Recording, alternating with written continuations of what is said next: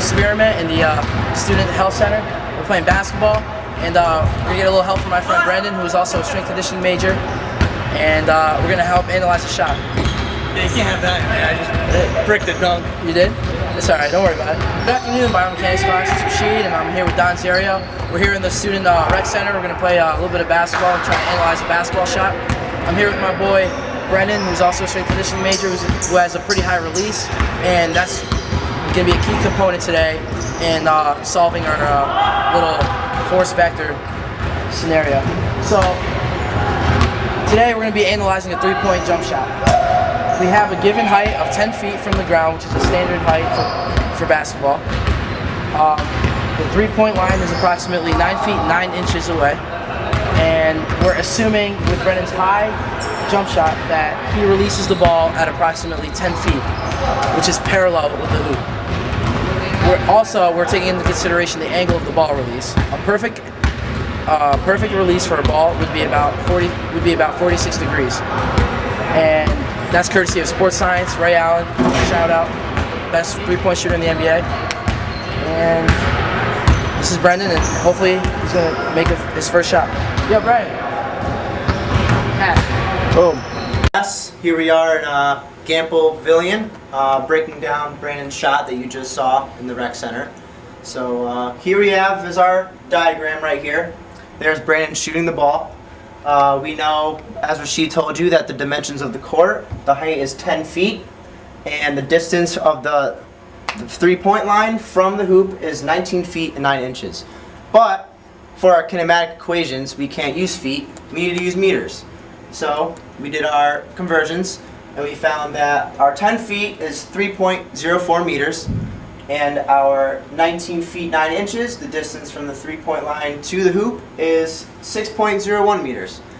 So in order to find the resultant velocity of his release, we have to take one of these horizontal or vertical components and solve that first. So I found it easier to use the horizontal because the horizontal velocity is constant throughout the entire path of motion, and we don't have to figure out the height, the vertical height of the release. That's just a whole other mess. So I took the 6.01 meters, which is our horizontal distance. We measured the time of Brandon's shot from the point of his release to when it hit the basket, and that came out to be 0.8 seconds. So we're going to use our kinematic equation. Horizontal distance equals horizontal velocity times time. So in order to solve that, we have our distance and our time.